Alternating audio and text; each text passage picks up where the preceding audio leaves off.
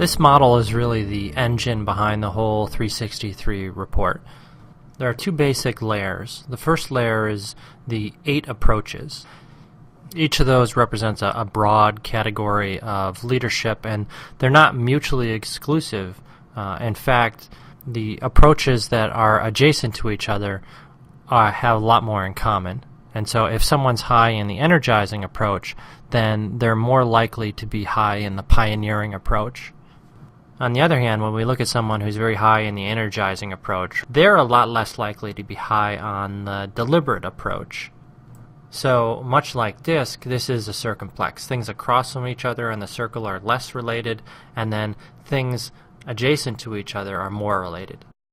And then each approach has 3 practices underneath it. And so these are basically subcategories.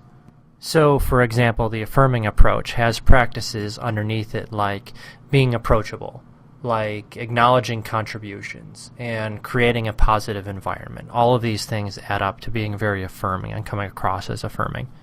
Now, one question that comes up a lot is, how does this relate to DiSC?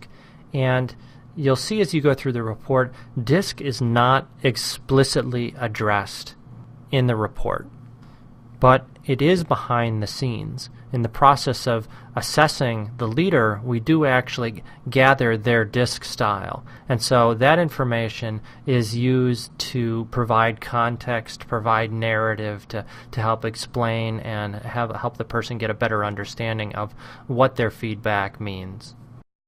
So if the participant isn't DiSC literate, then that's fine. They don't need to know DiSC in order to use this tool.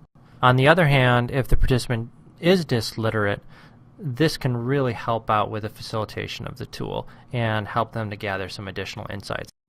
Another really good question is, do I have to have mastery over each one of these areas to be an effective leader? The simple answer is no. You don't have to be an expert. There are going to be certain areas that aren't natural for you, and they're probably never going to be natural. On the other hand, all of these things, whether or not we're talking about the approaches or practices, are really important in leadership. And so having some basic level of competency in all of them really is needed, or they're going to start to hamper your effectiveness. Of course, providing a real specific definition of what is a basic level of competency is tricky. When we get into the report, we'll see that the average for most of these scales tend to be around 5.5 on a 7-point scale. And I would say that for most people, anything in the 4 range is really a red flag and worth exploring.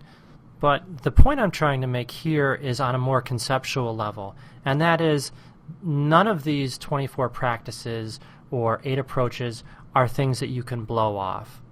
You may not be fantastic at all of them, and it may not be a good use of your time to try to be an expert in every single area, but at the same time, you can't ignore them.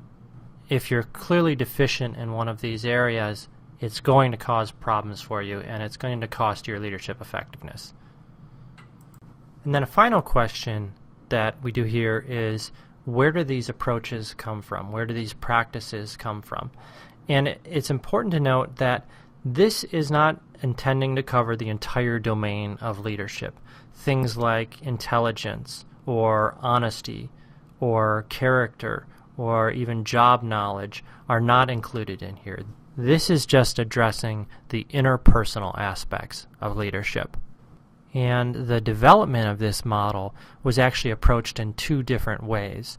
There was one direction we were coming at it in terms of the DiSC model and what does DiSC have to say about leadership. The second angle, and perhaps even more important, is what are the contemporary and traditional best practices in leadership? What do the experts have to say?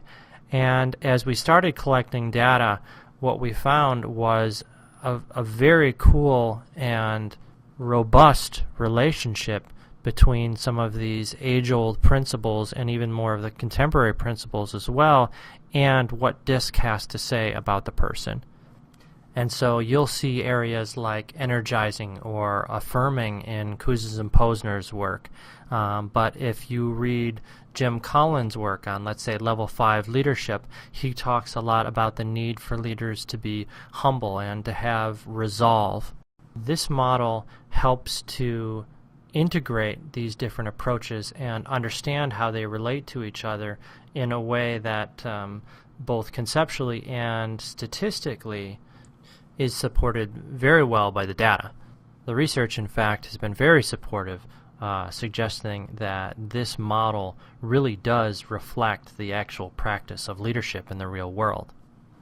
And I'd actually encourage you to read the white paper that we have available that not only goes into the research and the statistical findings behind this model, but will also very clearly help you see the relationship between these approaches and practices and the contemporary and traditional writings on leadership.